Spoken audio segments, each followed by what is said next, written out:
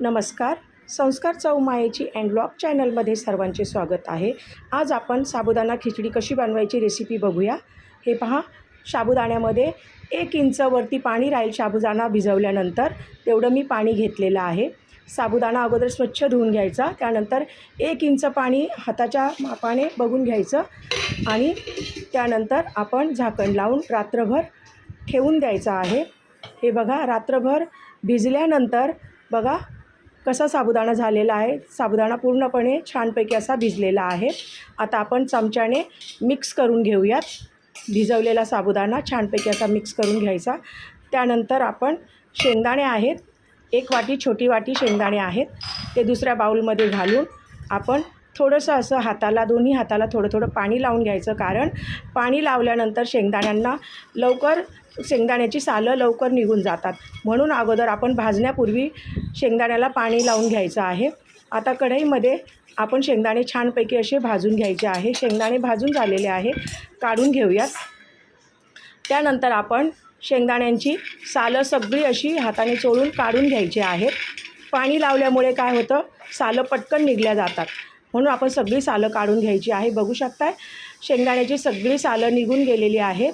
आणि आता आपण हे शेंगदाणे मिक्सरला भरड असे वाटून घेऊयात.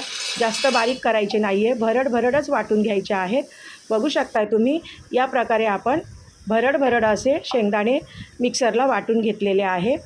त्यानंतर ते शेंगदाण्याचा कूट आपण साबुदाण्यामध्ये मिक्स करून घ्यायचा आहे. हे पहा, मिक्स करूयात. सगळा कूट मिक्स करून घ्यायचा आहे. हाताने किंवा चमच्याच्या साहाय्याने साबुदाण्यामध्ये हा कूट सर्वत्र असा मिक्स करून घ्यायचा आहे. आता त्यामध्ये बटाटे, हिरवी मिरची, कोथिंबीर, लिंबू आणि जिरं आपण फोडणीसाठी वापरणार आहोत. चला, 3 ते 4 मोठे चमचे आपण तेल घालून घेऊयात पॅनमध्ये. तुम्हाला हवं असेल तेवढं तुम्ही तेल घेऊ शकताय. त्यामध्ये आपण हे सगळे चिरून घेतलेले बटाटे ॲड केलेले आहेत आणि चांगला नरम बटाटा होईपर्यंत आपण फ्राय करून घ्यायचे आहेत तेलामध्ये. बघा, तेलात छानपैकी असे बटाटे फ्राय झालेले आहेत.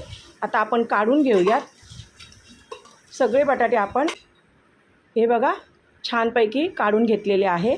आता त्याच तेलामध्ये आपण सर्वात प्रथम जिरे ॲड केलेले आहे.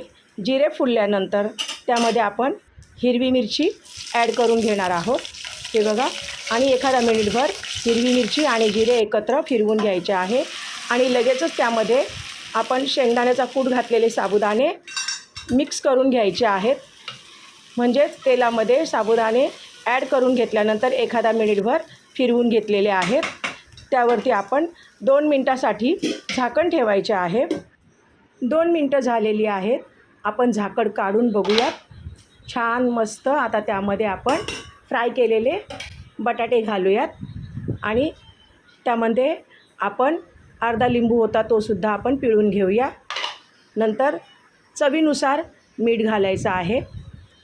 तुम्हाला हवं असेल तेवढं तुम्ही मीठ घालू शकताय.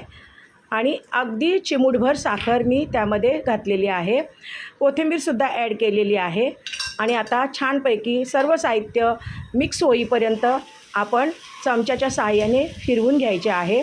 एखादा मिनिटभर फिरवल्यानंतर पुन्हा आपण 2 मिनटासाठी झाकण ठेवणार आहोत. बघू शकताय. आणि 2 मिनटानंतर पुन्हा आपण झाकण उघडून बघूया. पुन्हा आपण एखादा मिनिटभर मिक्स करून घ्यायचे आहे. असे 2-2 मिनटं झाकण ठेवून 2 ते 3 वेळा आपण साबुदाणे फिरवून घ्यायचे आहेत. त्यानंतर पुन्हा आपण थोडीशी कोथिंबीर ॲड केलेली आहे आणि पुन्हा झाकण लावून घ्यायचं आहे. पुन्हा बघितलेलं आहे 2 मिनटानंतर. हे पहा, मस्त आणि खूपच छान आपले साबुदाणे रेडी होत आहेत. आता फक्त शेवटची आपण झाकण लावणार आहोत. तेही फक्त 2 मिनटासाठी झाकण लावून घेणार आहोत. बघा, 2 मिनटं झालेली आहे आणि आपले साबुदाणेसुद्धा रेडी झालेले आहे. किती छान आणि सुटसुटीत असे साबुदाण्याची खिचडी याला म्हणतात. ते साबुदाण्याची खिचडी आपली रेडी झालेली आहे. आणि आता आपण सर्व करूया बाउलमध्ये. वाव, मस्त, खूपच छान आणि खूपच लवकर अशी होणारी रेसिपी आहे. बघू शकताय. जर का तुम्हाला माझी साबुदाणा खिचडीची रेसिपी आवडली असेल तरच माझ्या चॅनलला लाईक करा, शेअर करा, सबस्क्राईब करा, बेलचं बटन दाबा, म्हणजे मी नवीन रेसिपी टाकल्यानंतर तुम्हाला लगेचच नोटिफिकेशन येईल. थँक्यू. धन्यवाद.